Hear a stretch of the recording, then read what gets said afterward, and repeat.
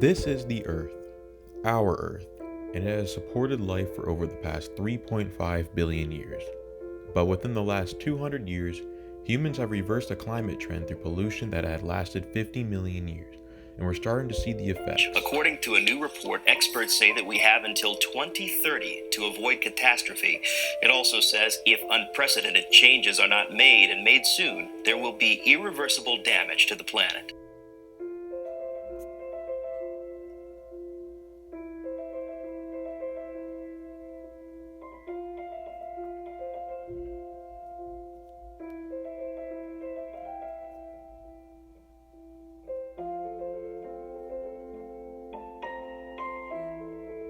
Of course, the damage done to the planet is also harming its inhabitants. The main types of pollution include air and water pollution. Within the United States, more than 141 million Americans lived in areas with unhealthy air pollution levels from 2015 to 2017, which are the three hottest years on the record globally. These pollutants that we're dumping into the air and water are causing the ozone layers to deplete and CO2 levels to rise. Unfortunately, it doesn't look like it's going to get any better according to climate change experts, as the Trump administration has allowed the EPA to soften emission rules for the auto and coal industries, threatening to worsen pollution levels.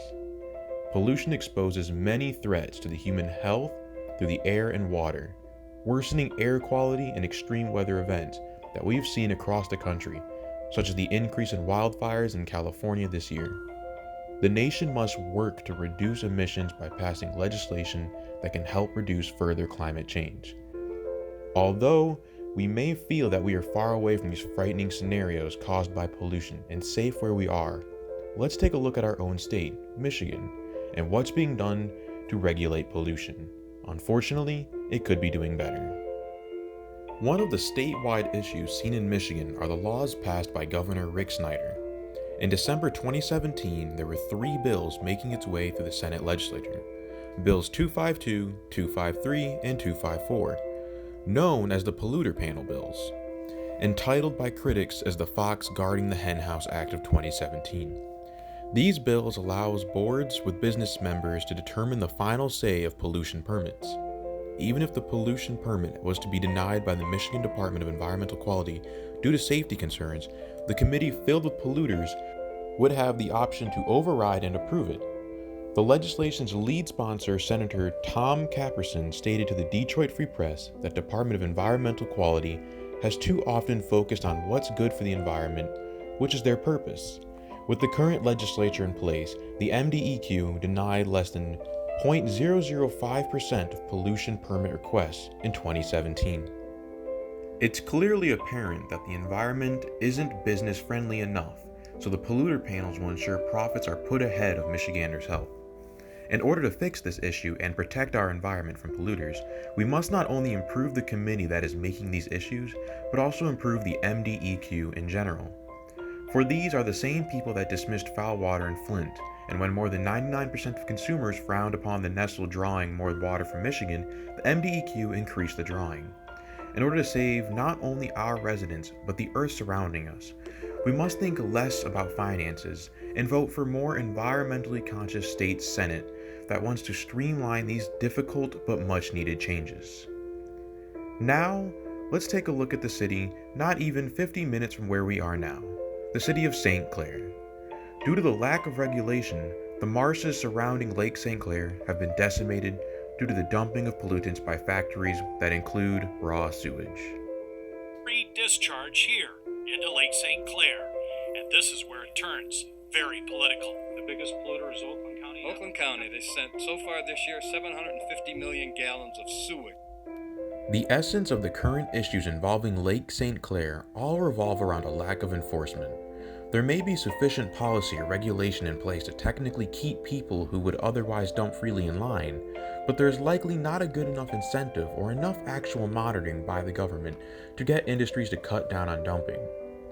The passing of legislation such as the Clean Water Act of 1972 and the formation of Michigan Department of Environmental Quality in 1995 are examples of things that may have helped lessen or reverse the pollution in Lake St. Clair. The former would have helped establish regulations for pollution, such as placing limits on dumping of certain pollutants, The latter enforce such policies. To solve the above problems, the state government will need to channel more resources into monitoring the actions of local industries. The guidelines are in place, but the enforcers are not.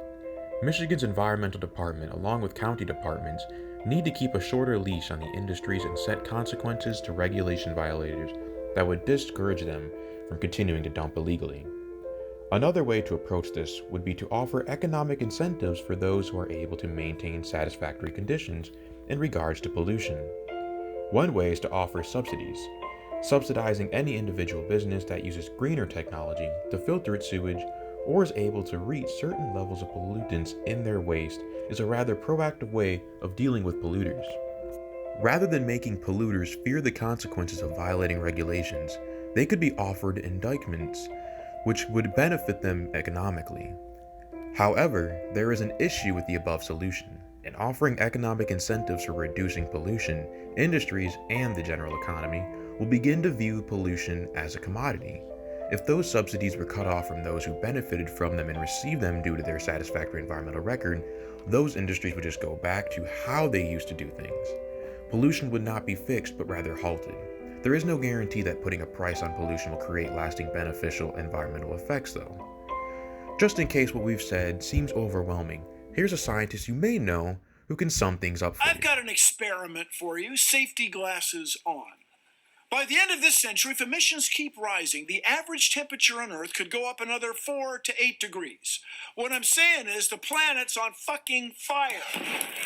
There are a lot of things we could do to put it out. Are any of them free?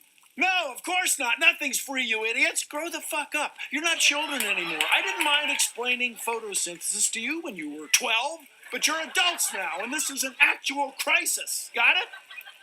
Safety glasses off, motherfuckers.